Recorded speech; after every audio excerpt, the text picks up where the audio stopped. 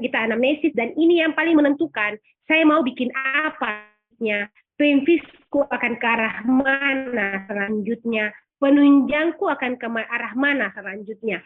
Anamnesis salah, semua akan salah. Ya, kadang kita dari pemfis bisa kembali ke anamnesis juga, kalau ternyata tiba-tiba saling terkait. Tapi kalau anamnesisnya kita salah, pasti kita susah mengarah ke mana kita akan pergi. Ya,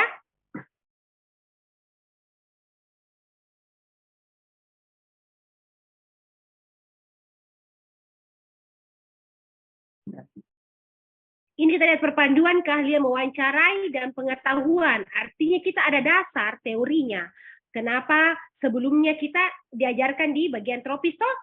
Apa ya, penyakit ini, penyakit ini, penyakit ini. Ya, di semua CSL terkait sesuai dengan blok apa yang kita masuki. Kita CSL 4, ya saya terkait dengan kelainan di tropis yang sudah diajarkan sebelumnya. Ya, jadi jangan berpikir ke kardio, jangan berpikir ke respirasi, fokus tropis. Itu per blok. Kita bicara blok, baik kita fokus di yang mana yang terkait dengan masalah yang ada saat ini, ya. Di mana yang akan kita bahas karena kita bicara tentang perpaduan keterampilan klinik anamnesis dan pemeriksaan fisik demam, maka kita akan tahu dulu apa sih itu demam. Demam gambaran umum penyakit yang sudah lama, sejak lama ada ya. Jadi dia hanya gejala, responnya diatur sistem saraf pusat melalui mekanisme endokrin, neurologis, imunologis, serta perilaku. Selain kenaikan suhu pada saat demam, juga ada variasi pola demam, perubahan karakteristik metabolis, fisiologis, serta perubahan sistem imun. Jadi dia ini demam kontributor yang paling besar terhadap patogenesis, gambaran klinis, dan hasil dari berbagai kelainan dan penyakit. Jadi demam ada sesuatu, ya, bisa infeksi, bisa non infeksi. Itu hanya menunjukkan ada sesuatu yang membuat perlepasan mediator inflamasi. Dasar teorinya kita lihat di sini. Ada kenapa sih harus anamnesis dulu? Tujuannya mengumpulkan data subjektif dalam rangka menetapkan permasalahan atau diagnosis penyakit. Menetapkan diagnosis penyakit diperlukan data anamnesis, pemfis, penunjang. Jadi semua terkait ya, tidak anamnesis saja, tidak boleh pemfis saja, tidak bisa penunjang saja. Jadi kita harus kaitkan semuanya. Nanti dia akan saling membantu, memang teknologi itu makin berkembang, tapi tetap kembali ke dasar anamnesis, ya. Nah, di sini nanti semua orang akan ungkapkan keluhannya biasanya dengan kalimat pasien masing-masing, dengan ekspresinya, dengan bahasa tubuhnya. Jadi dia biasa datang, mungkin dengan kesakitan, wajahnya menunjukkan kesakitan, tapi dia menyentuh bagian tubuhnya yang mungkin menunjukkan bahwa ada ke arah sana. Atau dia mungkin begini, menggigil ya, dia tidak nyaman, dia pakai jaket tebal. Jadi mungkin tanpa anamnesis kita bisa lihat ada sesuatu sama pasien ini, ada sesuatu sama orang ini, ya. Jadi kadang kita baru masuk di pintu baru masuk lewat pintu, kita sudah bisa tebak ada apa sih sama ini orang. Dia sudah mukanya jalannya pincang kah, dia memegang sesuatu kah, dia pakai jadi tanpa dari baru melihat kita bisa mengarah. Ada apa ya? Oh, kenapa Bu? Ada apa? Kenapa pakai jaket tebal? Ya, itu sudah bisa kita mengarahkan. Oh, silakan duduk. Kita bisa prediksi pasien harus duduk kah, pasien harus baring kah, pasien bisa antri di poli kah, atau mungkin dia harus ke UGD. Nah, jadi itu kita harus jeli terhadap orang lain, karena sebenarnya kondisi pasien ini sakit ringan, sedang, atau berat. Ya, biasanya pasien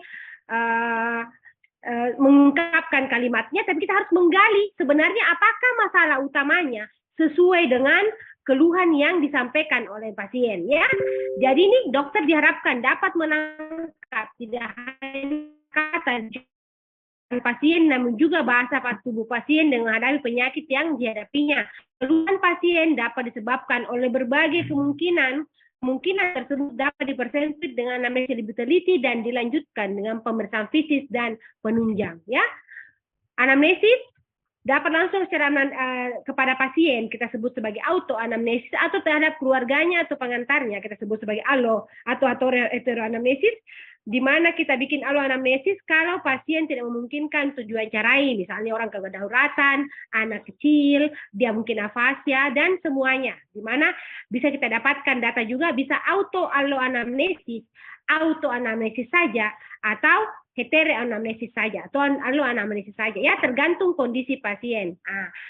Kenapa tadi kita lihat di atas dilanjutkan dengan pempis? Ya, kenapa kita tahu bahwa pemeriksaan fisik jasmani itu secara umum kita harus lihat orang secara menyeluruh, bukan cuma lihat saya demam, saya coba ukur suhunya ya dan tidak. Kita lihat dia secara umum kondisi pasien karena kita mau tahu apa masalahnya. Pemeriksaan ditekankan pada tanda-tanda vital, kita sebut sebagai vital sign, keadaan sakit dan kondisi gizi, bagaimana ekspresinya, posturnya, bagaimana motorik pada pasien berjalan atau mungkin berbaring, cara berpakaian, higien perorangan, bau nafas, bahkan untuk kita lakukan observasi dan diperiksa. Bayangkan sampai aromanya pun kita bisa tahu ada sesuatu sama orang ini, ya. Dia apakah dia hygiene-nya bagus atau tidak, atau mungkin kondisinya berat atau tidak. Ya, contoh keganasan, ya mungkin dia tutup bajunya tapi ada aroma. Nah, kita bisa lihat badannya tuh kita bisa pas buka bajunya, oh ternyata baunya dari situ. Mungkin ada luka borok kah, mungkin dia mama kah, mungkin ada cacing di situ. Itu tergantung dari berarti kemungkinan ada daun-daunan dia pakai sebelumnya, ya. Atau mungkin dia datang dengan berbau keton, ya mukanya dia datang dan sesak, kita cium aroma-aroma seperti CKD, gagal ginjal biasanya, baru aromanya kita sudah tahu. Dari pintu luar dia sudah masuk dengan luka yang aromanya manis, ya kita pikirkan kaki diabetik, ya itu baru di luar, dia belum masuk, ya kita sudah bisa prediksi, oh saya harus tahan nafas kah, ya tidak boleh saya tutup mulut, saya bagaimana caranya tetap menghargai orang yang sakit. Itu bayangkan mereka belum bilang apa-apa, kita bisa memprediksi tanpa anamnesis hanya dengan melihat, mendengarkan, mencium, ya kita bisa memprediksi orang seperti ini. Karena ini memang kita keahliannya sebagai dokter adalah seni. Seni kebiasaan kita. Maka orang bilang, kenapa dokter itu dia jago sekali ya? Karena memang itu belajar dari orang. Kita bisa mengetahui apa lebih lincah lah, ya. Kalau makin banyak orang yang anamnesis, maka rasa maka lebih tidak kaku. Ya, makanya anamnesis itu kita seolah-olah gampang, tapi kalau tidak dilakukan pasti kaku. Ya, meskipun sepintar apapun, kalian teorinya sebagus apapun, tapi kalau tidak diucapkan dengan mulut, tidak dilakukan dengan pemeriksaan dilakukan secara sistematis, tiap sistem tubuh dilakukan dan melakukan 4 komponen, inspeksi, palpasi, perkusi, auskultasi. Setelah dilakukan pemeriksaan jasmani dimulai dari tingkat kesadaran, tekanan darah. Ya, jadi setelah kita analisis, jangan lupa tanda vital. Ya, baru masuk secara umum adalah lihat mulai dari atas sampai ke kaki. Ya, karena kita bicara demam. Berarti banyak nanti kalian akan lihat di bawah ya. Di mana suhu tubuh normal berkisar antara 36,5 sampai 37,2, subnormal. Artinya kalau dia sudah 37,2 bisa kita katakan sebagai suatu posisi kondisi demam. Dikatakan hiperpresia kalau di atas 41,2 derajat Celcius, dikatakan hipotermia kalau di bawah 35.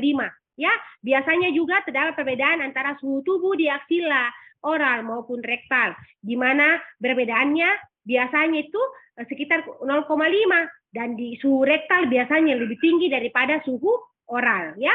Kalau misalnya pada kasus-kasus pengedaratan abdomen, biasa kita dapatkan suhu rektal bisa sampai lebih dari 1 derajat Celcius dibandingkan pada suhu aksila. Ya, jadi memang di mana kita lakukan makna itu ada. Ya, jadi jangan kaget kenapa suhu aksila rektal bisa lebih tinggi, ya karena memang di sana kita tahu bahwa perbedaannya sampai 0,5. Kalau lebih dari 1 berarti sudah betul-betul ada masalah, ya.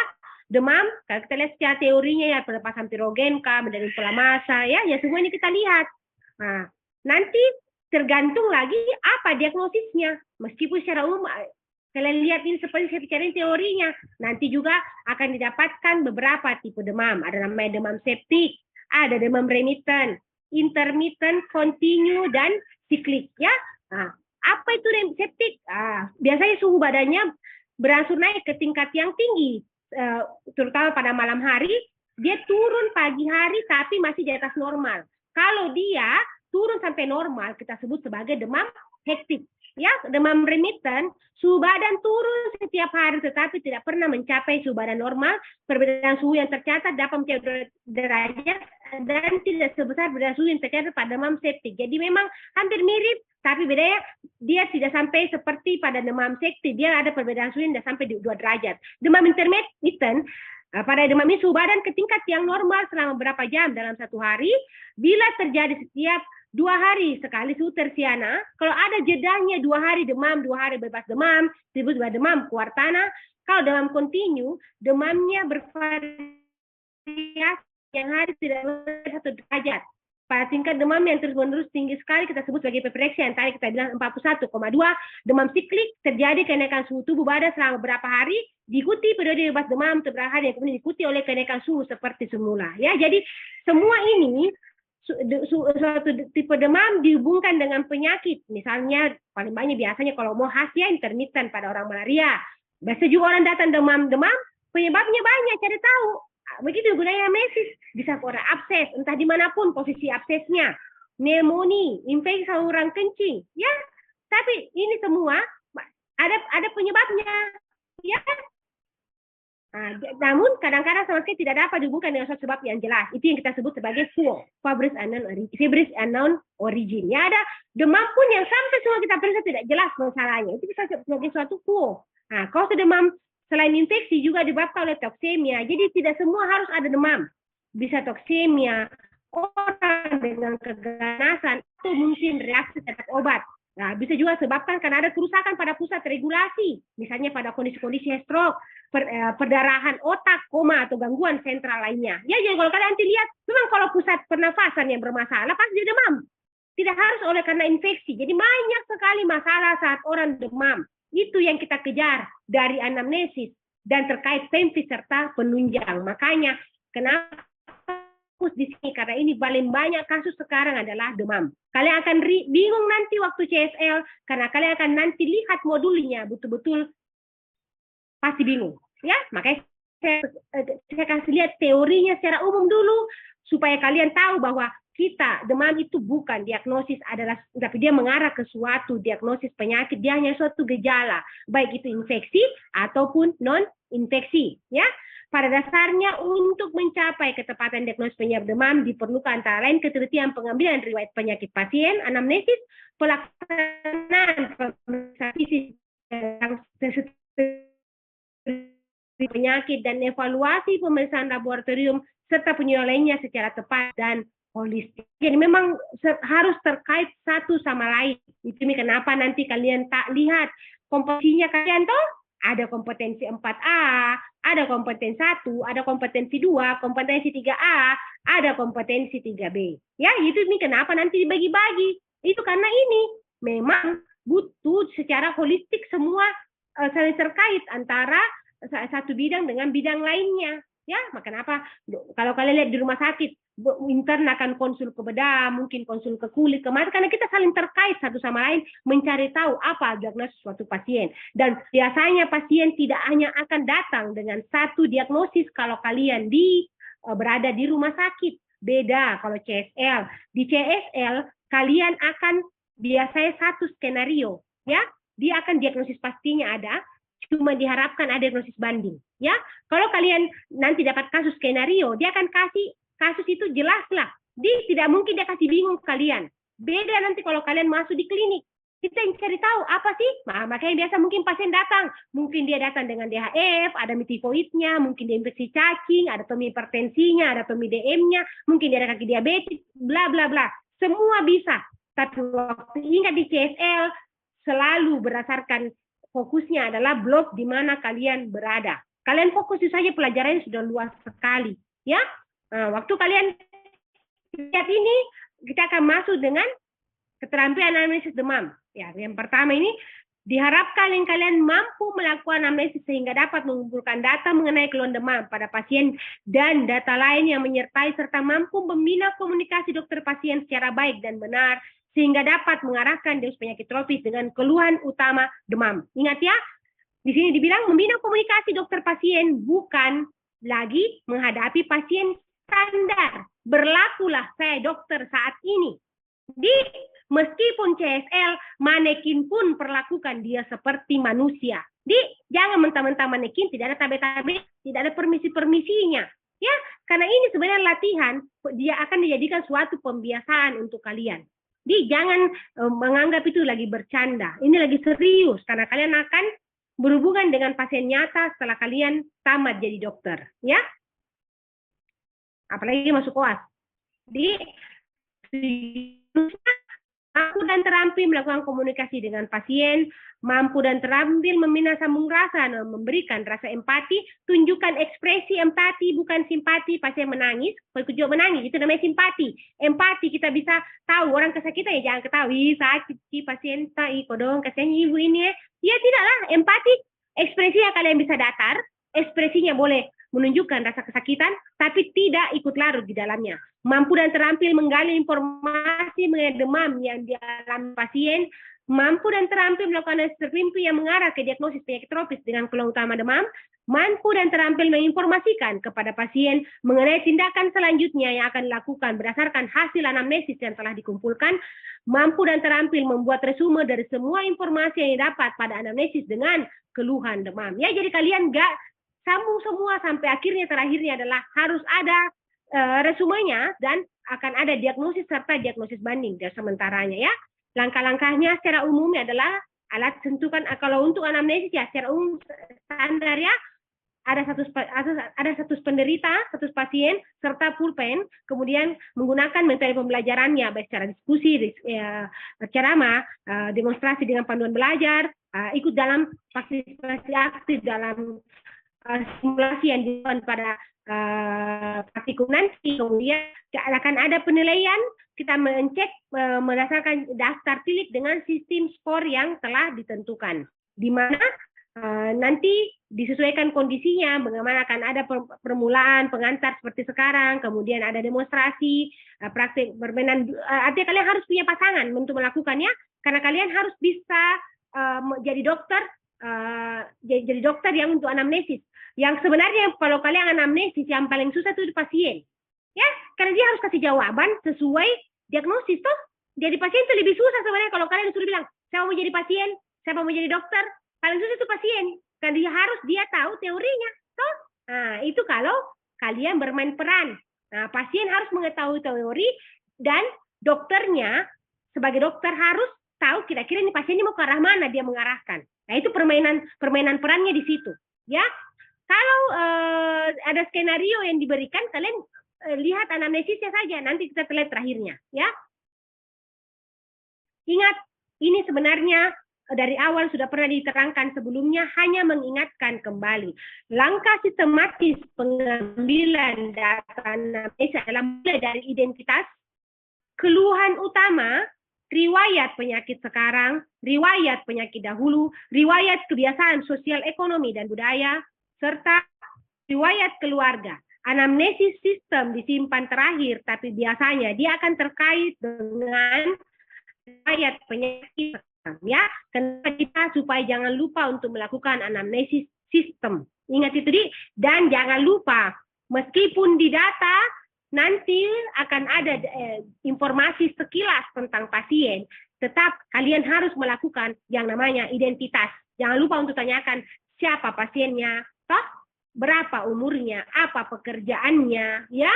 Bisa saja tanya agamanya, bagaimana pendidikannya, apa pekerjaannya, ya. Kalau mungkin di rumah sakit biasa kan terkait dengan nomor telepon yang bisa dihubungi, ya. Ya, jadi itu ingat namanya siapa. Ya, ini kadang-kadang lupa, sudah baca skenario karena panik, langsung bilang, oh iya, saya mulai Budi yang tanya, ya. Padahal lupa. Nah, sekarang kita masuk di bagaimana sih untuk anamnesisnya pasien ini. Akan kegiatan sama semuanya. Persiapan pasien terlebih dahulu. Persilakan masuk pasien ke dalam ruangan. Bisa kita yang mengucapkan salam atau mungkin kita menjawab salam. Ya, artinya kalau pasien bilang assalamualaikum dong, kita jawab waalaikumsalam Bu, silakan masuk. Ya, kalau dia belum mengucapkan salam, kita bilang assalamualaikum. Misalnya dia sudah duduk di ruangan, kita bisa mengucapkan salam terlebih dahulu kepada pasien. Assalamualaikum Bu. Saya dokter yang bertugas di klinik ini, saya yang bertugas di rumah sakit ini, ya tergantung skenarionya. Disapa dengan penuh keakraban sambil menjabat tangan pasien. Dan kalau misalnya pasiennya masih berdiri, kita persilakan untuk duduk, tunjukkan sikap empati, dan setelah bertanya tentang data-datanya, dalam hal ini nanti kita akan melakukan anamnesis. Di sini mungkin kalian lihat di nomor 9, ada nama, umur amat, ya ini semua disimpan di nomor 9. Tapi biasanya itu jangan lupa, kalian masukkan ini mulai dari depan. Ya, mulai dari identitas setelah menyapa pasien. Baik Bu ya, sebelum saya mulai boleh tanya namanya siapa? Karena kita bisa melakukan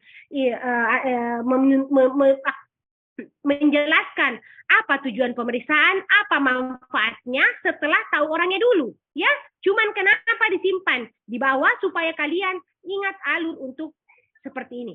Di alurnya angka sistematisnya seperti ini. Tapi pelaksanaannya jangan sampai dilupa bahwa tanya dulu namanya. Karena kalau kita biasa, kenapa kita langsung lupa? Karena kita tidak tanya datanya toh. Nah, karena langsung menjelaskan. Kan tidak mungkin kita menjelaskan tanpa tahu orangnya terlebih dahulu. Seperti bukan ya. Oke. Nah, ini kenapa saya bilang kalian harus ikut. Paham di? Kalau kalian tidak ikut di sini hanya berdasarkan modul, kalian akan bingung nanti. Ya, itu kalian fokus pasang kameranya. Kenapa? Karena kalau kameranya kalian tidak aktif, pasti kalian tidak perhatikan. Ya, karena saya juga begitu deh. Anda lakukan hal itu, kenapa saya kasih tahu begitu? Karena saya juga begitu. Ya, semua kita begitu, bukan cuma kalian. Kita tahu kalau kita tidak nyalakan, ya kita ya sebentar deh saya ke sana. Bukan berarti tidak boleh. Ada fase di mana kita harus perhatikan dosen karena ada yang mungkin tidak ada dalam sini toh urutannya, meskipun pasti kenapa tidak dikasih pindah ke atas? Ya benar, tapi ini harus sesuai dengan persiapan pasien. Nah, berbeda toh? Nah, ya jadi saling terkait tapi tidak ada yang bilang kaku. Contoh harus berurutan sekali. Siapalah pasiennya? Tidak diucapkan, lakukan. Ini hanya kalimat. Makanya pembiasaan yang akan membuat kita terbiasa. Ya, contoh pasien masuk. Assalamualaikum Bu, saya Dokter Ima, saya yang bertugas di klinik ini. Tabe, silakan duduk Kie. Nah, kan saya sudah persilakan tuh. Tadi waktu dia masuk sudah salaman. Ya, silakan sama siapa Ki datang?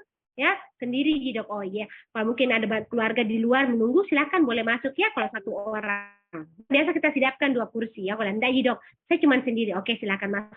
Tabe Bu, boleh tahu siapa namanya? Misalnya bilang saya B Bu, sebut saya Bunga ya. Nah, oke, Ibu B, berapa umurnya? Misalnya dan 27 tahun. Di mana kita tinggal? Di Goa. Iya. Oh iya, sudah menikah atau belumnya?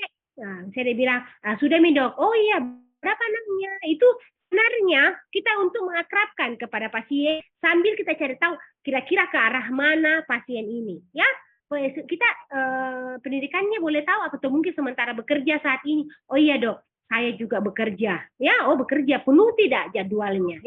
Ya kan akan terkait nanti mungkin di dalam anamnesis. Kita akan mungkin kita masukkan dalam hal ini adalah riwayat kebiasaan sosial ekonomi dan budaya. Ya, jadi kalau kalian lihat baru anamnesis identitas saja, baru bicara pekerjaan, sebenarnya nanti di dalam anamnesis dia akan terkait dengan kebiasaan pola hidupnya seperti apa, bagaimana aktivitas hariannya, bagaimana pola makannya, bagaimana kehidupannya di lingkungannya ya. Itu pentingnya data identitas utama meskipun kita bilang dia anamnesisnya kita ya. Kemudian berikan informasi umum pada pasien atau keluarga anamnesis yang akan dilakukan dan tujuan manfaat anamnesis untuk keadaan pasien. Berikan jaminan bahwa semua data yang kita dapatkan itu akan terjaga kerahasiaannya. Jika ada yang tidak berkenan, ya pasien boleh menyampaikan, boleh juga tidak. Namun sebaiknya data yang kami tanyakan pasien sampaikan semua supaya kita bisa membantu menegakkan diagnosis. Ya, di kehidupan yang di lapangan tidak seperti ini deh. Tapi di prakteknya kayak saya lakukan seperti ini. Nanti kita tidak akan bilang semua akan saya jaga kerahasiaan, tidak ya. Kalau berhubungan dengan pasien percaya kita akan menyimpan rahasia. Cuman karena kalian belum disumpah. Jadi kalian ingat, kenapa ini ada kalimat dijaga kerahasiaannya. Nanti memang kita sama jadi dokter, ada namanya sumpah dokter. Ya, itu sumpah dokter nanti yang sebenarnya sudah terbit di dalam sini. Ya, cuma kalian ucapkan ini karena memang kalian belum tahu bahwa saya sumpah ini kata-katanya. Ya, jadi kalian harus ucapkan ini. Ya, Bu. Yang kedua, ada pasien tidak paham biasa. Bu, insya Allah rahasia ini aman, Bu. Ini untuk saya saja yang tahu datanya. Ya, seperti itu tujuannya. Jadi pasien mau ngomong, dia tidak akan malu untuk berbicara. Dia tidak akan sembunyikan apapun. Karena dia tahu pasien dokter ini mencari data, bukan mau kepoi hidupku. Ya, beda ya. Ada yang data yang tidak penting kita tanyakan karena jadinya bergosip. Ada data memang untuk cari informasi, menggali, untuk melakukan pemeriksaan tambahan terkait dengan data yang kita temukan. Ingat itu, Di. Setelah memperkenalkan diri, salam, senyum. Jangan lupa senyum ya, jangan mukanya lebih kejam, kayak mukanya kayak marah-marah pasien ya. Makanya perbaiki moodnya. Seberat apapun hidupmu, Dek, selalu senyum. Dia yang biasakan senyum ya. Harus senyum. Di rumah sakit itu tugasnya dokter. Dia tidak ada bilang, anu dok, capek gak malam, capek sekali. Tidak ada. Siapa suruh kamu jadi dokter? Ya, siapa itu deh? Yang bilang dokter itu tidak capek siapa? Capek sekali. Jadi beban besar sekali. Sampai di rumah sakit, seberat apapun masalahmu di rumah, kau harus bisa senyum. Seberapa apapun hidupmu, kau harus bisa fokus. Karena kalau kita tidak fokus, dia yang jadi korban. Itu nih kenapa etikanya kalian harus bagus, karena etik yang utama. Jadi, jangan jadikan pasien objek untuk mencari uang. Tanda kutip tidak perlu obatnya, karena kalian merasa, saya bayar sama farmasi ini, saya akan dapat uang. Ada posisinya. Dia akan menjadi halal tergantung niatnya kita. Ya, maka kenapa saya bilang kalian mulai dulu dengan menghargai di klinik ini, preklinik. Latihan dulu hargai orang lain deh. Kalau kalian bisa hargai dosennya kalian, pasien yang tidak mampu sekalipun kalian bisa hargai. Karena kalau kalian tidak bisa menghargai dosen kalian, kalian susah untuk bisa menghargai orang mungkin yang kalian anggap berada di bawahnya kalian. Tanda kutip adalah BPJSG, kelas 3G, tidak tahu dia apa-apa. Kalau kelasnya tinggi, baik sekali. Kalau kelasnya tidak bagus, tidak baik. Dia beda-bedakan penanganan. Pada orang yang dianggap prof, misalnya tahu dia senyumnya luar biasa, yang tidak dia biasa-biasa saja, itu tidak bisa. Latihan untuk menyamakan semuanya. Ini karena di situ nih yang justru yang paling kasihan adalah orang yang berada di kelas bawah. Itu yang kalian ingat, saya posisiku melayani orang sepenuh hati, tidak membedakan dia kelas apa. Itu nih kenapa saya wanti-wanti kalian perbaiki etikanya kalian dari klinik dulu. Hargai dulu, masuk waktu dosen mengajar, jangan menghilang. Karena ini penting untuk kalian deh. Ya, penting sekali nih. Karena kita dokter itu kakinya kita akan ada di satu di neraka, satu di surga. Waktu kita menangani pasien itu yang terjadi. Bentar.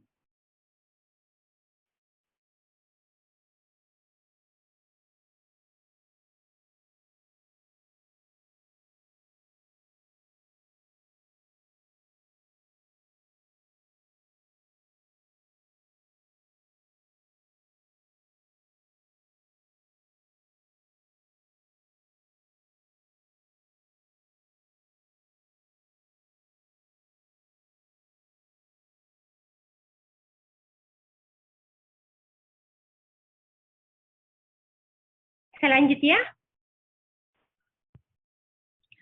Kemudian, tanyakan apa yang menyebabkan pasien datang ke dokter. Artinya ini adalah keluhan utama. Dalam hal ini adalah demam. Untuk heteroanamnesis, tanyakan hubungan pasien dengan pengantar. Ya, kenapa siapanya kita? Oh iya, no, kayaknya kak. Oh iya bu saya. Oh iya dok, saya ibunya kak. Ya, jadi datang. Oh kita siapanya? Oh iya, ya. Itu kadang-kadang ya. Jadi saya bilang tadi, kadang kita dapatkan data auto alloanamnesis atau cuma auto anamnesis saja atau mungkin alloanamnesis saja. Dan dilanjutkan untuk melakukan anamnesis terpimpin. Galilah riwayat penyakit yang diderita sekarang. Tanyakan tentang hal-hal berikut. Pertama, kalian ingat pasien datang dengan demam. Berarti kita tanya onset dan durasinya bagaimana. Artinya, sejak kapan mulai dirasakan demamnya, timbulnya mendadak, atau mungkin dia ada demam, berhenti demam lagi, atau sepanjang hari demam, tapi ada fase di mana dia tidak sampai demam seperti itu. Jadi akan digali. Apakah dia terus menerus, atau ada intervalnya, atau cuma subfebris. Ya itu yang masuk dengan gejala yang saat ini. Baru kita hubungkan riwayat anamnesisnya yang ada sekarang, dikaitkan dengan anamnesis sistem. Kalau dia demam, ada menggigil tidak, ada kejang tidak, ada sakit kepala, apakah ada anoreksia, sakit menelan, susah menelan, malaise kah, lemas kah, artralgia, nyeri-nyeri sendi, nyeri-nyeri ototnya, apakah dia ada sukar membuka mulut, apakah dia ada batuk atau sesak, apakah mungkin akan ada didapatkan tanda-tanda perdarahan, baik pada petekinya, ada merah-merah di badanku dok, ya nanti kita masuk di pemfisnya untuk lihat. Nah, kenapa di sini dimasukkan peteki, ekimosis, epistaxis, hematemelena? Kalau dipikirkan ini peteki, ekimosis, dia akan masuk di pempis ya. Nah, cuma biasanya pasti akan menyampaikan, ada dok bintik-bintik di kulit saya kecil-kecil, ada biasa saya mudah lebam-lebam dok, ya itu ya. Oh iya, sebentar saya lihat disnya. Baru saya akan mengarahkan ke sana. Saya tidak akan tanyakan ke pasien, ada peteki di badan tak? Ya tidak. Yang kita tanyakan adalah, ada enggak ruam di badannya? Kayak bintik-bintik darahan, misalnya merah-merah, atau mungkin mudah memar. Ya, itu yang kita tanyakan ke pasien. Apakah berdarah dari gusi? Ya, kalau sikat gigi atau gigi, akan mungkin sampai berat. Ada hematemesis melena. Nah, disertai mungkin kalau ada masalah pencernaan, mual tidak, muntah tidak, ada tidak nyeri abdomen, ada diare tidak? Kalau ada diare, ada lendir kah? Atau ada darah kah? Atau mungkin dia masuk dengan susah buang air besar. Nah, lihat lagi bagaimana buang air kecilnya. Bagaimana warna urinnya. Apakah pekat? Apakah mungkin ada merah? Apakah mungkin berpasir? Ya, atau mungkin dia oliguuri atau uri. Ya, itu yang kita tanyakan. Kalau uri yang berlebihan kah? Atau sedikit-sedikit tapi sering kah? Atau ada mungkin nyeri berkemih. Nah, kalau yang ruang kulit kita dapatkan, misalnya dia ada squama, ya, nah kita lihat kapan mulai timbul, lokasinya bagaimana, penyebarannya bagaimana. Kalau misalnya kita dapatkan dia ada fisikal, ya, kita berpikir, oh mungkin ini masalah utamanya. Ya, jadi sangat luas yang kalian tanyakan. Namun ingat, nanti di skenario kalian akan diarahkan sesuai dengan diagnosis. Ya, akan ada diagnosis banding yang kalian pikirkan baru masuk ke diagnosis utama dan DD-nya. Ya, tanyakan ada riwayat penyakit yang sama dalam keluarga atau lingkungan sekitar tempat tinggal. Kalau dia anak kecil, bagaimana imunisasinya? Kalau sekarang, biasanya kita tanya, sudah vaksin atau belum pasien ini? Sudah berapa kali vaksin nih? Sudah sampai booster tidak? Ya itu kalau sekarang yang kita tambahkan ya. Nah, kalau yang secara umum biasanya pada anak adalah imunisasinya lengkap atau tidak. Tanyakan riwayat bepergian atau pernah tinggal dari penyakit tertentu seperti mungkin malaria, filia dan lain-lain. Tanyakan jenis pekerjaan yang mungkin mengarah kepada infeksi tertentu, antrakosis kah, flu burung kah, leptospirosis kah, ya yang terkait. Tanyakan apakah mungkin terkait dengan riwayat kontak orang dengan di daerah sekitarnya ada yang menderita demam. Apa mungkin dalam rumahnya kah, atau mungkin tetangganya kah yang bisa berhubungan dengan diagnosis pasien. Tanyakan apakah dari riwayat kontak dengan hewan tertentu, misalnya yang dulu lagi viral misalnya adalah ya.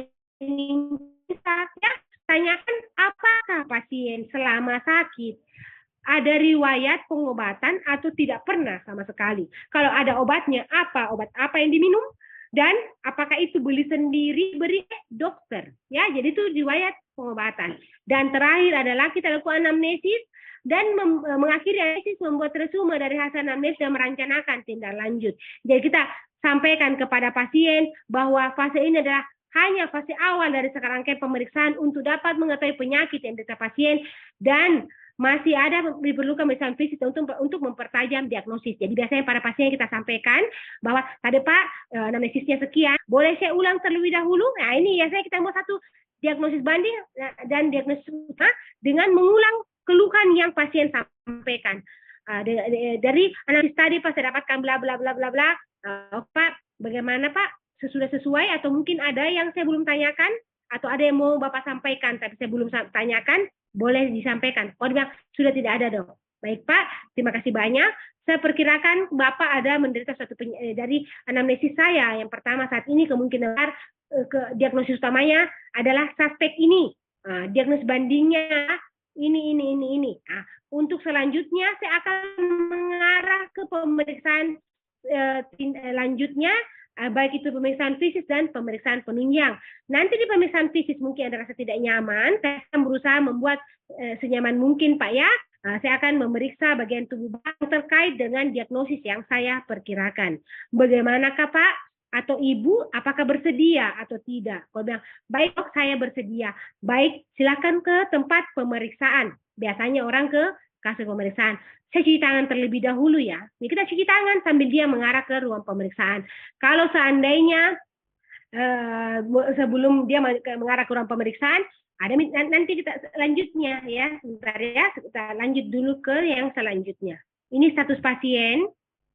Ya, nanti akan didapatkan keluar utama anamnesis terpimpin cuma sekian. Kalian mengarahkan sendiri seperti apa anamnesis terpimpinnya terkait dengan semua secara skematis data-data untuk anamnesis itu harus kalian masukkan. Ya, akan muncul tadi diagnosis sementara, diagnosis banding.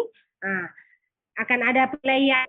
Kalian akan salam pembuka, tanya ke identitas, menjelaskan tujuan pemeriksaan, menanyakan keluar utama, riwayat penyakit sekarang, anamnesis sistem, penyakit dahulu, kebiasaan, riwayat keluarga, membuat kesepahaman masalah. Kalian sampaikan resumenya tadi, dan merencanakan tindak lanjut buat dan menguji hipotesis ya. Jadi ini akan dinilai nanti, akan ada penilaiannya, berapa scoringnya, perhitungannya, disesuaikan dengan yang kalian lakukannya. Kalau lengkap semua kalian lakukan, nilainya sesuai akan dapat poin 2. Nanti kembalikan ke bloknya tentang pemberian nilainya ya.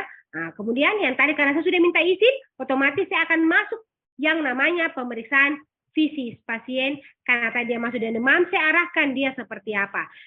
Di tujuan keterampilannya, mahasiswa mampu melakukan revisi yang menuntun ada diagnosis penyakit tropis dengan keluhan utama demam, di mana tujuan khususnya mampu dan terampil melakukan komunikasi dengan pasien, karena kita akan membukanya toh tujuannya, yang menjelaskan pemeriksaan fisik yang akan dilakukan, mempersiapkan pasien sebelum pemeriksaan fisik, mampu dan terampil melakukan penilaian satu pasien secara umum dan mengukur tanda vital, melakukan revisi secara sistematis untuk menegakkan dengan keluhan utama demam, mampu dan terampil menginformasikan hasil yang ditemukan, pemeriksaan penunjang yang dibutuhkan, dan rencana pengobatan kepada pasien ataupun keluarganya, serta kita mampu dan terampil membuat resume untuk arsip pasien. Nanti kita rangkumannya itu yang kita tulis semuanya. Di mana yang kita butuhkan alatnya itu ada bahannya, yaitu air mengalir, sabun, handuk kecil atau mungkin tisu, termometer, stetoskop, tensimeter, GCS score, spatel center, dan biasanya kita lihat status gizi pasien, kita ukur tinggi dan berat badan dari pasien, ya. Gimana tadi sama sebelumnya ada persiapan pasien, kita memperkenalkan diri kalau misalnya kita berbeda station ya, artinya kalian ujian ini, saya perkenalkan diri. Ya, karena berbeda tempat misalnya ya kita perkenalkan ulang. Kalau dari awal sudah ya tidak usah dilakukan. Nah, tapi kita harus tetap menjelaskan pemeriksaan fisik apa yang kita lakukan serta tujuan dan manfaatnya. Kita jamin keamanan, kerahasiaan pasien, membuat kenyamanan pada pasien. Nah, biasa kita tetap anjurkan kalau memang tidak mau, kita tidak lakukan. Ya, misalnya contoh, kita mau lakukan pemeriksaan fisik dalam hal ini ditambahi dengan pemeriksaan selok dubur, ya kita mau rektal tusir pasien, saya mau lihat apakah ada massa tumor, ada darah atau tidak, bagaimana apakah bersih atau tidak, itu kan bagian pemeriksaan tambahan toh. Nah, itu kita harus minta izin. Tidak semua orang mau, tidak dok, saya tidak mau dilakukan selok dubur, ya silahkan, ya. Baru kita pikirkan kemungkinan lain apa yang saya mau lakukan tambahan pemeriksaannya. Ya itu nih kenapa minta izin, karena pemeriksaan fisik itu bukan cuma kita meraba secara umum. Kita juga harus secara urutannya, kita harus melihat, tidak buka punya kas telanjang, ya tidak, kita tutup dia pakai selimut, ada etika waktu melakukan pemeriksaan fisik kepada pasien. Nah itu makanya itu dibilang kenyamanan, bukan nyaman artinya saya pelan-pelan, saya tidak tahu di mana nyerinya, tidak mungkin. Kalau dia datang dengan nyeri, pasti tetap akan nyeri. Bagaimana caranya dia nyaman adalah membuat tekanan aura. Bagaimana caranya nyaman? Contoh, kita laki-laki, dia pakai cadar datang ke kita. Bagaimana nyamannya? Ya otomatis mungkin ada anaknya, mungkin ada saudaranya. Kita tutup auratnya pasien, tidak buka lebar bajunya, itu dia nyaman. Ya, permisi, tunjukkan rasa profesional, menunjukkan bahwa kita memang memeriksa pasien tanpa niat yang negatif. Nah itu kenapa beratnya itu dibilang persiapan pasien, ya. Kenapa biasa kalau kalian lihat pasien dia sudah mau masuk, pas lihat dokter laki-laki mau udah jadi masuk, ya. Karena tiap orang berbeda. Ada juga yang meskipun dia laki-laki, tapi kalau dia mau periksa dia tetap masuk dengan keyakinan bahwa dokter melakukan pemeriksaan dan yakin bahwa dia akan memberi kenyamanan. Ya, karena pasien datang ke kita, mungkin cuma di anamnesis. Bahkan ada ya biasa pasien itu marah kalau dia di pempis. Dok, kenapa saya tidak di pempis, Kak Dok? Ya dia mau sekali di pempis. Oh ya silakan. Ya itu karena memang tahu. Dia sudah siap. Pasien biasanya sudah siap untuk diperiksa. Dia sudah datang itu. Dia sudah pakai baju yang mudah dibuka, Kak. Ya, kecuali mungkin dadakan sakitnya atau tidak terencana pergi rumah sakit. Biasanya mungkin dia pakai baju yang baju kantor ya. Bisa susah angkat untuk ditensi. Ya itu kadang-kadang insidental. Kalau memang sudah terencana, biasanya pasien itu lebih siap. Jadi, gitu deh ya. Makanya persiapan pasien itu sangat penting. Kemudian kita nilai status pasien secara umum dan tanda vital. Lihat catat keadaan apakah pasien ini sakit ringan, sakit sedang, atau sakit berat. Ya. Kemudian penilaian status gizinya mengukur tinggi badan dan berat badan. Kalian harus tahu cara menghitung IMT. Kemudian mengukur tanda vitalnya, tekanan darah, denyut nadi, suhu dan pernafasan. Suhu ini bisa menggunakan termometer digital ataupun menggunakan air raksa. Ya, lebih bagus kalau pakai air raksa, lebih akurat biasanya. Jadi, cuma memang masing-masing ada kekurangannya. Pernafasannya dilihat pasien. Berapa kali per menit ini adalah pemeriksaan dasar yang telah kalian dapat sebelumnya. Ya, jadi kita tahu ya nilai kesadarannya. Kalau perlu kita punya lupa apa punya alat GCS score-nya. Kemudian ada yang tanda renjatan dan atau mungkin ada tanda di pada pasien-pasien yang agak lebih berat kondisinya. Ya, GCS biasanya kalau masuk poli biasa sudah sadar itu deh. Tidak mungkin dia GCS-nya rendah ya. Kalau sudah datang, tapi Pak Bu dia duduk tenang, ya sudah GCS 15 pasti. Ya, tapi tetap kalian ucapkan untuk nambah poin itu boleh.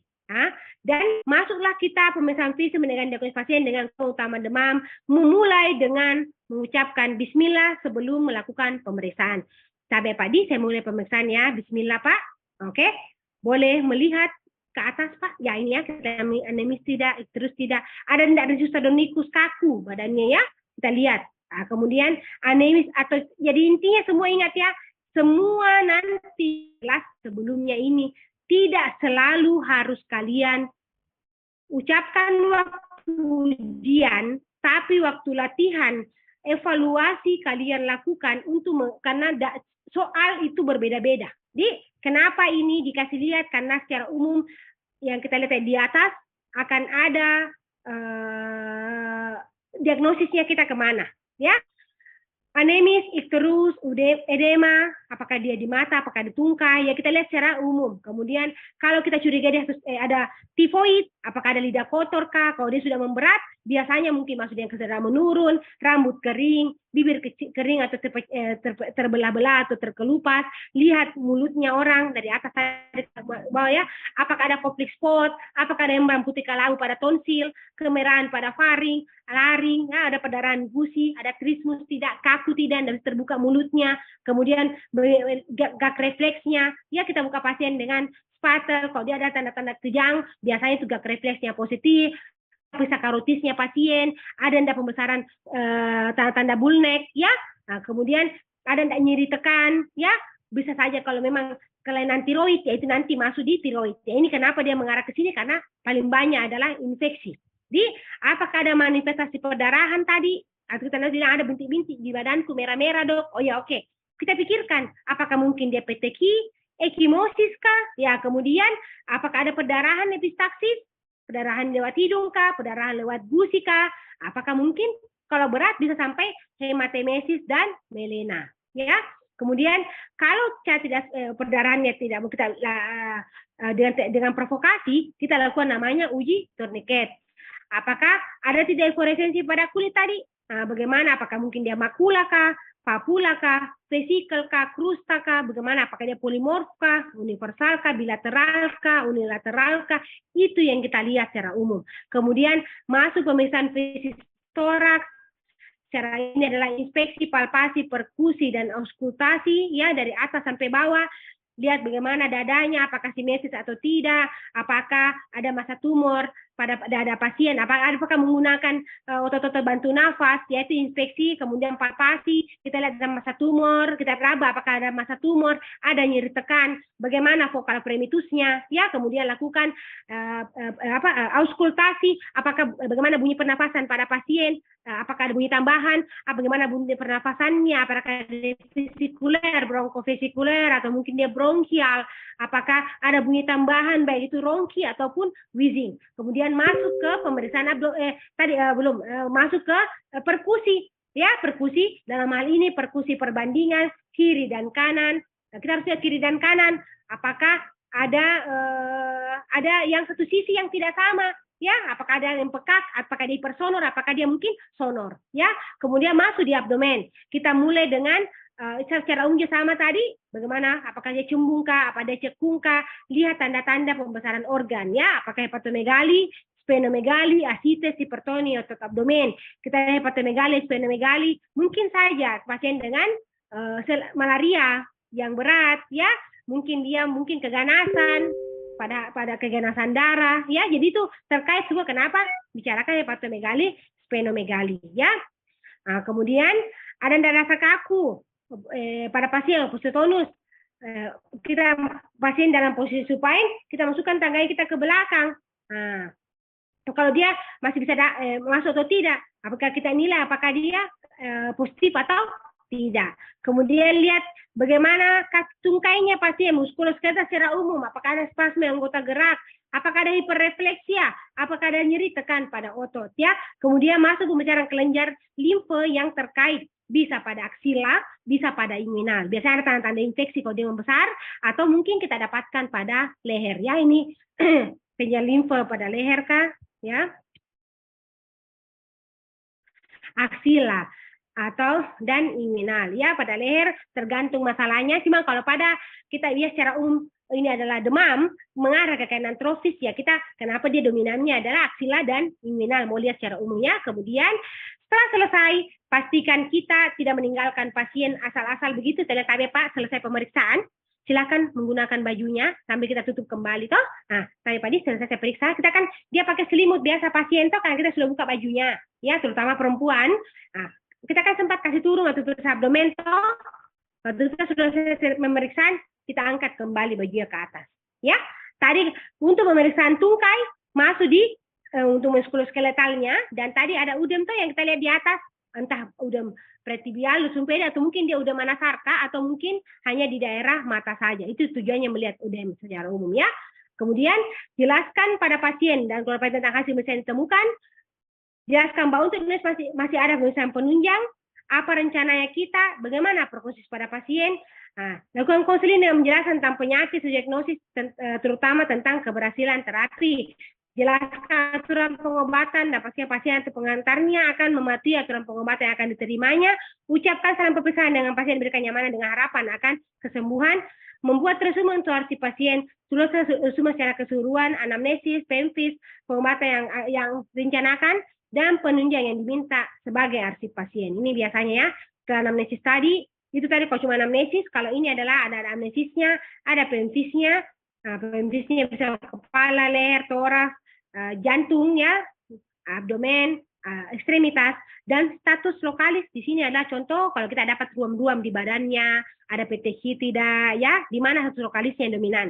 Mungkin dia ada alopecia kah, atau apa, ya, tergantung. Ini definisi status lokalis yang tertentu pasien datang. Nah, resume secara umum apa? Diagnosisnya, definisi diagnosis, penata laksanaan, dan penunjang. Kita sebagai dokternya menulis, ya. Nah, sebenarnya kalian cuma sampai pemfis, penunjang hanya untuk bagian dari edukasi. Dia tidak harus kalian bahas di skenario, ya, karena yang akan dinilai tadi sama yang tadi di atas. Anamnesis ada penilaiannya. Kita kembali ke anamnesis, dia akan menilai.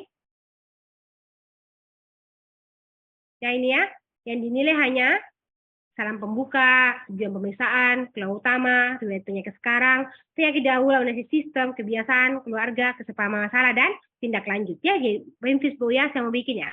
Ini saja yang kalian bikin. Kalau di pemeriksaan fisiknya, kalian akan ada penilaiannya, kurang lebih ada 20 penilaian, di mana yang dilihat adalah bagaimana kalian memilih sambung rasa dengan pasien, melakukan inform consent pada pasien dan keluarganya, artinya kalian salam kepada pasien, kalian senyum, menjelaskan apa ini sudah terkait dua-duanya kalian lakukan, kemudian lakukan pasien secara umum, dalam hal ini menilai status gizi, tanda vital pasien, lihat bagaimana GCS-nya, dan ada tidak tanda-tanda renjatan atau tanda-tanda dehidrasi pada pasien. Secara umum, PMVC yang akan dilihat juga sini adalah bagaimana kalian melakukan tindakan. Jangan lupa mengucapkan bismillah sebelum melakukan pemeriksaan. Melihat arteritis adenikus, anemia, icterus edema, tanda sifosa, pemeriksaan mulut dan rongga mulut, ada gag refleks, misalnya kelenjar, parotis, atau pusuk mandibula, melihat ada tidak tanda perdarahan, melihat ada tidaknya eversitis, melihat ada tidak positonus, melihat fisis toraks, abdomen, kelenjar limfe, terutama aksila dan inguinal, misalnya sistem muskuloskeletal. Kemudian terakhir adalah ditutup dengan resume atau penjelasan apa yang kemungkinan besar mengarah kemana dan akan ada misalnya tambahan lanjutan. Di mana nanti jangan lupa Pak atau Ibu, kalau kami kasih obat dihabiskan obatnya ya. Kalau masih tidak berubah, sebaiknya kontrol kembali ke klinik untuk kami lakukan pemeriksaan lebih lanjut ya. Nah ini ya kenapa terjadi, karena ada resume anamnesis pemeriksaan fisis ya. Memang akan tampak banyak untuk latihan.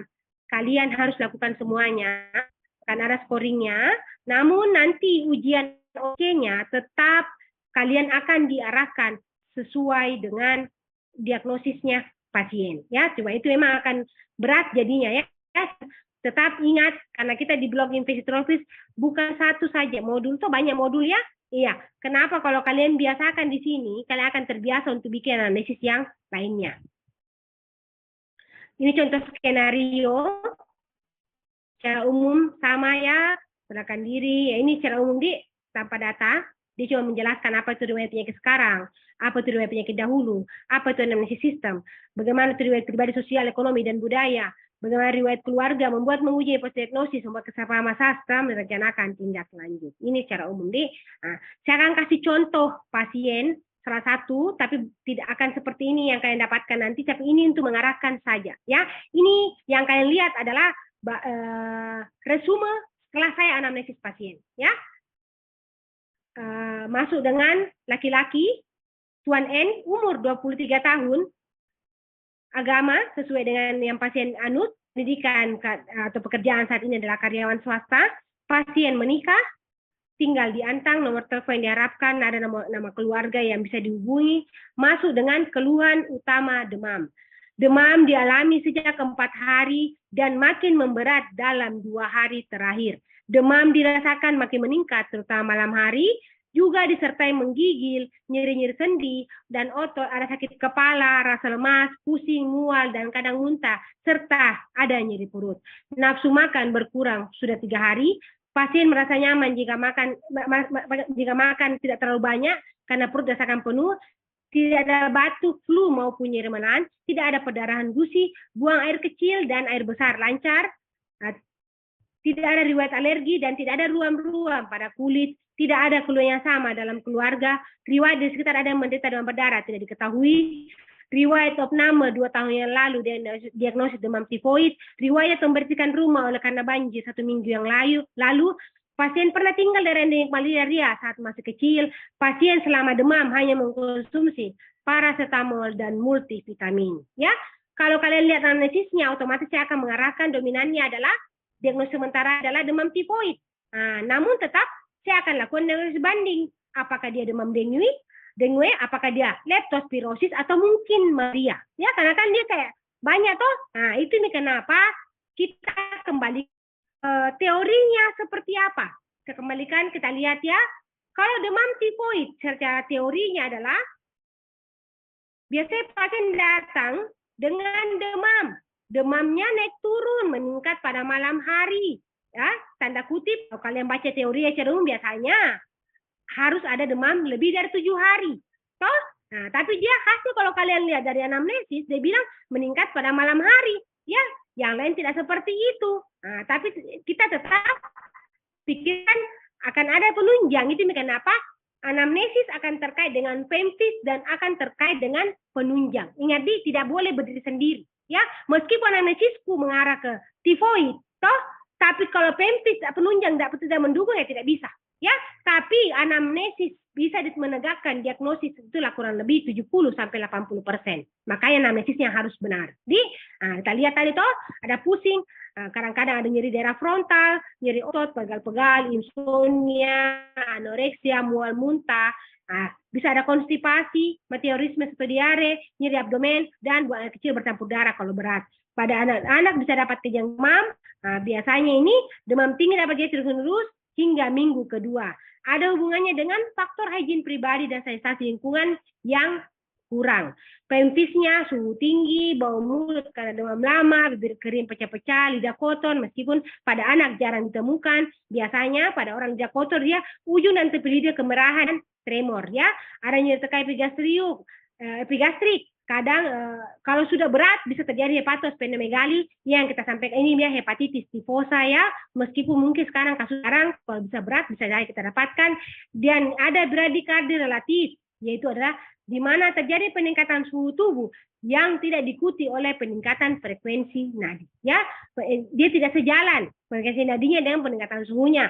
Pemeriksaan lanjutan biasanya bisa sampai dia ada apatis ya, bisa sampai delirium ya, itu kalau sudah berat ya. Ini secara umum yang kita dapatkan. Kemudian demam dengue, kita lihat di sini bisa dia dengan atau tanpa perdarahan, ada nyeri kepala, mialgia, artralgia, bisa ada perdarahan gusi, bisa ada hemimisan, ada nyeri perut, mual muntah, bisa sampai hematemesis dan melena. Biasanya siapa-siapa saja yang memiliki resiko yang kita lihat.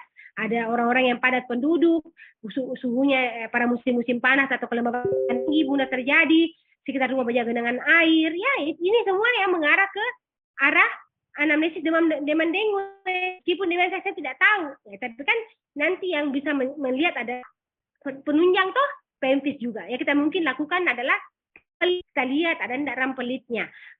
Dan ingat, tidak selalu itu DHF, tidak selalu rampelit positif adalah DHF, banyak faktor. Tapi terbanyak tadi ingat baru kejadiannya usia muda, ada sebagai seperti apa, itu yang mendukung diagnosisnya kita. Biasanya secara umum adalah ada peteki, ekimosis, purpura, ya sudah baru kita dapatkan. Yang ke bawah ini kalau sudah terjadi kebocoran plasma yang berat, bisa itu pleura, ada asite. Kemudian kalau makin memberat, trombositnya rendah, bisa terjadi hematitis atau melena. Leptospirosis, ini juga paling tadi bisa kita arahkan ke ya, dia masuk dengan demam, sakit kepala, ada riwayat banjir sebelumnya ya. Apakah mungkin tempat tinggalnya tidak terlalu bagus, itu bisa mendukung. Tidak semua daerah banjir harus leptospira, tidak ya. Tapi bisa kita pikirkan, ditambah dengan pemeriksaan fisik yang lain. Ada ikteruska, ada yang tekan pada otot, konjungtif sufficient ya, ada mungkin kita dapatkan petechi, purpura, ada perdarahan gusi, bisa sampai dia meningitis kalau berat ya. Yang tadi kita tekan adalah pada daerah betisnya ya, daerah gastrocnemius amat sangat nyeri, dia nyeri otot biasanya ya. Nah itu yang membedakan. Kemudian masuklah ke malaria. Biasa dia infeksi akut atau kronik, paling banyak oleh parasit plasmodium ya. Kita lihat gejala-gejalanya hampir mirip ya. Kecuali kalau dia sudah berat, ini lihat faktor risiko ya, ada riwayat menderita sebelumnya, riwayat tinggal dari malaria, berkunjung 1-4 minggu dari malaria, dan ada orang-orang mungkin yang tertular lewat infeksi transfusi darah. Gejalanya juga khas. Ini yang kita arahkan nanti kalau kalian ujian akan diarahkan sesuai diagnosis. Mungkin di anamnesisnya kalian tidak tahu dapat, tapi kalau di PEMFIS-nya kalian tepat, akan ada mengarah ke suatu diagnosis yang tetap dan ikuti skenario yang ada. Kalaupun misalnya kalian berpikir satu pasien misalnya malaria, toh kalau di skenario disampaikan bahwa harus ada diagnosis banding, berarti kalian harus tetap bikin diagnosis banding, karena itu ada poinnya. Ya, ingat itu jadi anamnesisnya, setelah anamnesis datanya dapat semuanya, baru masuk pikirkan DD yang ada di otaknya kalian, baru PEMFIS. Nanti akan ada resume akhir adalah diagnosis setelah PEMFIS-nya apa. Oke, sampai sini ada yang mau ditanya? Silakan tanya deh, supaya karena ini akan terkait dengan CSL-nya kalian.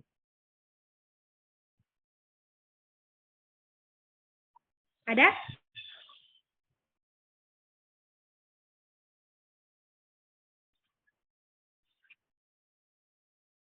Sudah mengerti semua berarti ya? Ya.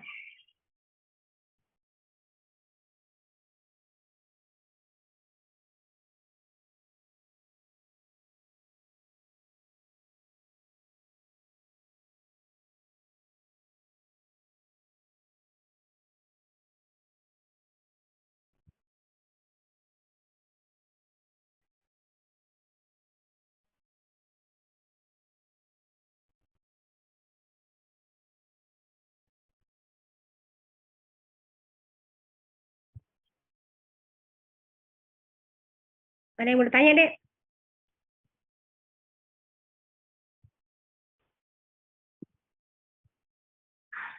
Tentang runutannya, ada yang mau ditanyakan?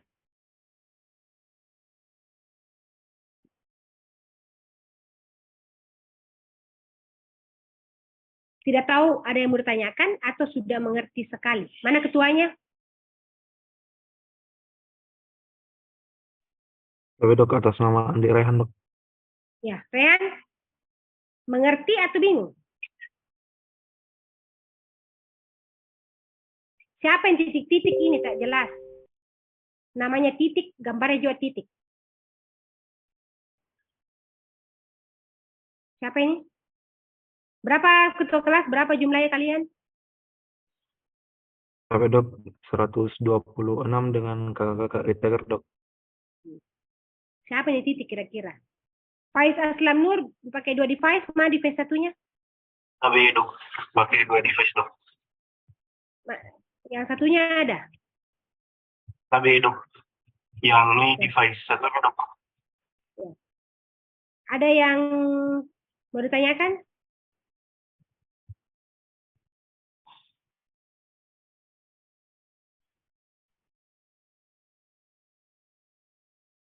Ketuanya sudah mengerti? Jadi nanti skenario bisa saja mengarah ke diagnosis kalau ujian, bisa juga ini yang harus kalian lakukan semua.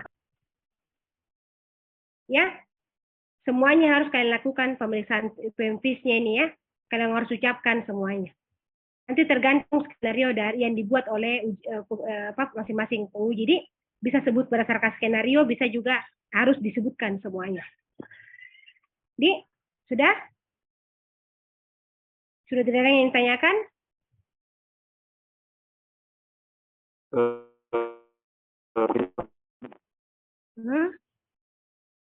Apa dek?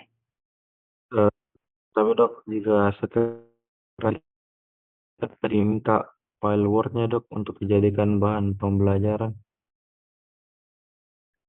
Apa itu? Apa? Putus-putus apa tadi?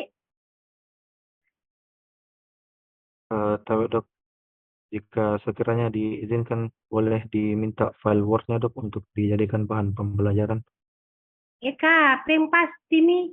Bukan pertanyaan namanya itu. Kak pasti kok dikasih modulnya, mas. Saya dikasih tuh modul. Apa gue yang dibikin itu modul kalau untuk saya jadi? Ya pastilah dibagi. Pertanyaannya masuk akal sedikit. Yang terkait teori yang ada dalam sini yang kira-kira kalau itu pasti dikasih. Tidak mungkin tidak deh.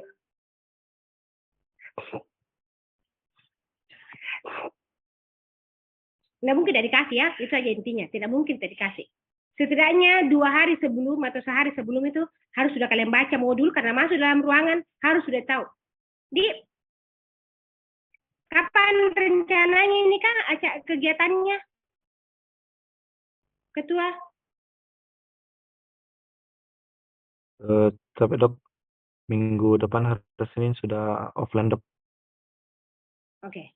Tapi pasti dapat dalam minggu ini. Ya, yang jelas kalau modul pasti dikasih. Tidak mungkin tidak. Kalau dosen tidak bagi, dosennya yang salah. Tapi kalau kalian sudah dibagikan, kalian yang salah kalau tidak baca. Jadi, itu kenapa setidaknya tidak akan paham secara menyeluruh. kalau ikut ini kuliah, ada sedikit yang tertinggal sedikit saja. Ya, jadi waktu baca lebih nyaman. Itu kenapa bagusnya kalau kalian ikut kuliah. Memang tidak 100%. Tapi kalau kalian ikut tadi dari awal, setidaknya ada gambaran, oh semua begini deh, saya begini deh. Itu intinya sebenarnya. Dek, karena semua kita butuh belajar untuk berbicara, untuk melakukan. Kita semua tidak akan bisa kalau dari awal tidak pernah lakukan. Ya, kenapa? Kalau disuruh bilang siapa mau saya. Karena kita bisa tahu saya salah kalau saya lakukan. Ya, kalau saya belum lakukan, saya tidak akan tahu itu benar atau tidak. Tidak mungkin ada yang sempurna kalau melakukan pertama kali. Tapi tidak akan mungkin bisa ketahuan benar atau tidak kalau tidak pernah memulai. Contoh, coba nanti bila di ujian, kita mau bikin apa, hafal-hafal made, begini-begini, tidak kan beda. Beda kalau kalian melafazkan, melakukan dengan hanya menunggu hari H dengan menghafal teorinya saja. Tidak akan mungkin sama. Pasti kaku. Ya, jadi kalau suruh, bilang siapa mau maju? Saya dong. Jangan, tidak usah malu. Karena itu sebenarnya kita lakukan supaya tahu bilang oh kekuranganku di sini di oh jadi saya lupa paling itu saya ingat deh kalau saya begini kak besok deh saya begini begitu ya jadi kenapa bisa tahu salah kalau kita sudah bikin nah makanya kalau kami dulu itu selalu berkumpul sebelum ujian lakukan pribadi saya tanya ke dulu ini ingat karena dengarkan kak bukan tidak melakukan karena kalau kalian tidak lakukan pasti tidak pernah susah lulusnya. Kita dulu itu tidak begadang. Kalau kita mau praktikum seperti ini, meskipun mungkin berbeda modelnya, tapi kita dulu tuh betul-betul dari setelah kegiatan misalnya praktikum ya misalnya anatomi, kita pulang itu sudah kita punya perangkatan itu tulang. Kita punya tulang asli, mau itu femur, kranium, kranial kita punya apa lagi kecuali mungkin yang organ-organnya tapi kalau tulang kita semua punya kita belajar sama-sama ini dengarkan karena saya ucapkan ini temannya mendengar oke benar saya lagi gantian itu dibilang belajar jadi kalau kalian mau tahu caranya supaya bisa belajar di ujian tutorial tidak kaku adalah kalian harus melakukan sebelumnya bukan sehari sebelum ujian tapi jauh-jauh hari sebelum ujian hanya mengulang kembali apa yang harus saya lakukan, bagaimana tindakan yang saya lakukan, apakah sudah benar atau tidak. Karena kalau kalian lihat tempisnya, ini secara umum tidak akan saya kasih detail bagaimana apa itu. Ya, saya cuma kasih gambaran seperti ini, inspeksi, palpasi, perkusi, tapi yang kalian ucapkan hanya yang paling terkait dengan diagnosis, tapi tetap harus ada tidak detail sekali ya, apakah ada fusi pleura, tidak usah. Cukup kalian jelaskan apa mengarah kemana diagnosisnya. So, apakah masa tumor, ada nyeri tekan atau tidak, kemudian apakah ada kelainan paru atau tidak, kan di infeksi tropis tidak ada tuh kira-kira kelainan paru, kelainan di infeksi tropis yang mengarah ke toraks itu apa yang paling mendukung. Ya, ini kenapa meskipun ada infeksi palpasi, perkusi, auskultasi, tapi disesuaikan dengan diagnosis di mana kita berada bloknya, ya. Lihat ini. Paham ya? Ingat di tropis bukan kita berada di respikardio. Ingat itu. Tapi kalau kalian bilang saya akan melakukan pemeriksaan toraks dalam adanya inspeksi palpasi, perkusi, auskultasi, itu sudah ada poinnya. Jadi kalau kalian langkai, itu akan mengurangi poin. Jadi tetap harus melakukan tindakan. Nah, gerakan cepat saja, latihan, bisa semua tercover dari kepala sampai bawah itu hanya dalam waktu 10 menit. Jadi, latihan cepat, bicara cepat. Ya, kalau kalian bisa 10 menit, berarti kalaupun ada macet di tengah jalan, paling lama itu 15 menit jadinya. Jadi, oke? Mengerti ya? Bikin grup belajar ya, bikin grup belajar.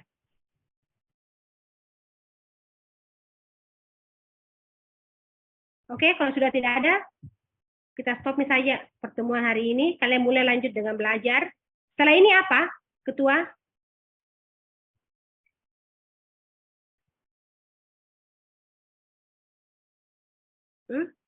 Apa kegiatannya setelah ini, Dek?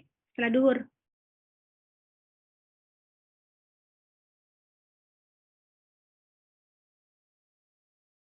Mana ketuanya?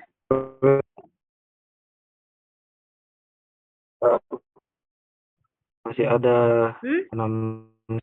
untuk lepra, dokter. Ya, lepra. Berarti tetap sama seperti itu. Kalau kalian biasakan memulai dengan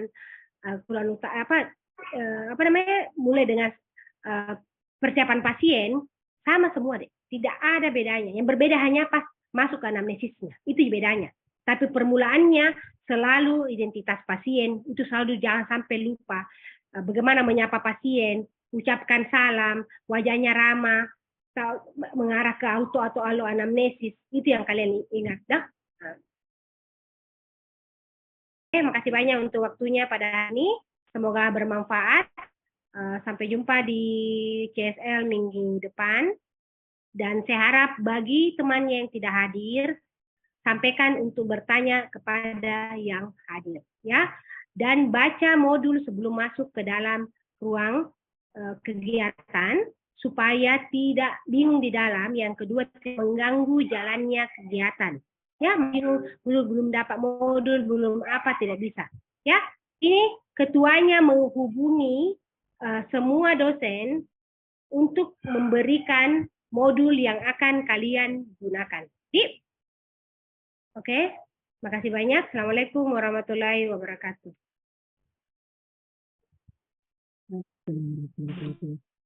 Baik, dok.